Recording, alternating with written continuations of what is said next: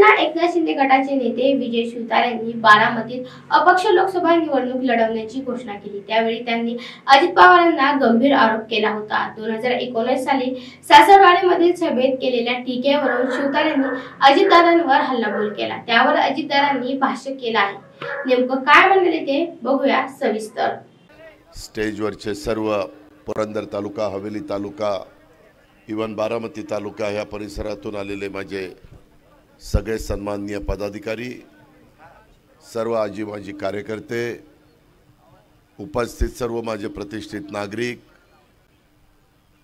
बंधू भगिनी, पत्रकार मित्र आणि तरुण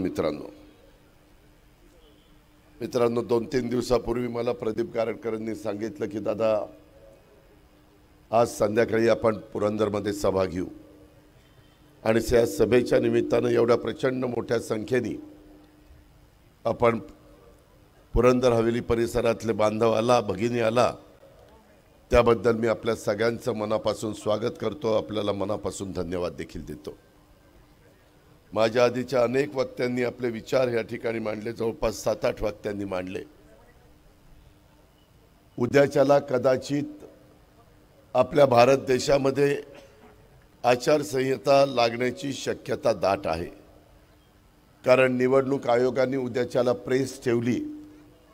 माझा आजपर्यंतचा जो राजकीय अनुभव आहे त्यामध्ये निवडणुकीच्या काळात प्रेस ज्यावेळेस ठेवली जाते त्यावेळेस ते आचारसंहितेच्या निमित्तानं आणि निवडणुकीचा प्रोग्राम, कधी फॉर्म भरायचे, कधी मतदान येणार, कधी विड्रॉल करायचं वगैरे वगैरे वगैरे।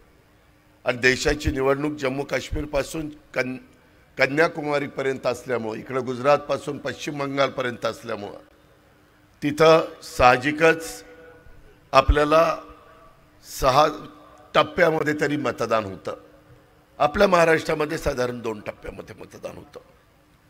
मित्रांनो, आत्ताची देशाची परिस्थिती जर आपण बघितली, विशेषतः ज्याचा उल्लेख प्रदीप गारटकरांनी केला, आणि त्याच्यामध्ये लोक देखील विचार करतायत।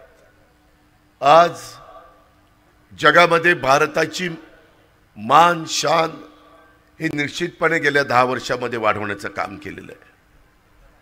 मित्रांनो, एकंदरीतच गेले अनेक वर्ष, 91 साली तुम्हीच पुरंदरवासियांनी मला बारामती लोकसभा मतदारसंघामध्ये 3.5 लाखाच्या मताधिक्याने विजयी केलेलं होतं। मला 4.5 लाख मतं होती आणि विरोधी पक्षाच्या उमेदवाराला 1 लाख मतं होती। माझी पार्टी कोरी होती। फार काही माझ्या पुरंदरमधल्या वासियांचे माझे संबंध नव्हते। कुठेतरी बारामतीच्या परिसरामध्ये काम करणारा एक छोटा कार्यकर्ता या नात्याने तिथली छोटी मोठी कामं मी करायचो। पण तुम्ही विश्वास दाखवला आणि मला निवडून दिलं, त्याच्यामुळं मला राजकारणामध्ये संधी मिळाली। त्याच्यानंतरच्या काळामध्ये काही घटना अशा घडल्या। देशाचे पंतप्रधान PV नरसिंहरावजी झाले, त्यांनी मला सांगितलं की अजित 6 महिने तू राहायचं, विश्वासदर्शक ठराव पास झाल्यानंतर तू राजीनामा द्यायचा आणि तू बारामती विधानसभा मतदारसंघात जायचं आणि साहेबांनी लोकसभा मतदारसंघामध्ये लढवायचं। शेवटी देशाच्या पंतप्रधानांनी सांगितलं, त्यावेळेस काँग्रेस एक संघ होता, काँग्रेसच्या नेतृत्वाने सांगितलं, मी कुठलाही आढावेढे न घेता त्या बाबतीमध्ये ताबडतोब राजीनामा दिला। मित्रांनो, एकंदरीत नंतर महाराष्ट्राच्या राजकारणामध्ये काम करत असताना अनेक चढ उतार मी पाहिले। आज देखील ज्या काही घटना घडल्या, मला माझ्या पुरंदरवासियांना, खालच्या हवेली परिसरातल्या माझ्या बांधवांना, भगिनींना सांगायचं आहे, मी वैयक्तिक माझ्या स्वार्थाकरता काही केलेलं नाहीये। मला गेल्या 33 वर्षात तुम्ही आमदार केलं, खासदार केलं, राज्यमंत्री केलं, मंत्री केलं, उपमुख्यमंत्री केलं, विरोधी पक्ष नेते पद दिलं आणि पुणे जिल्हा मध्यवर्ती सहकारी बँकेचं 7 वर्ष चेअरमनशिप दिली। मला भरभरून देण्याचं काम माझ्या जिल्ह्याने केलं, ह्या परिसराने केलं।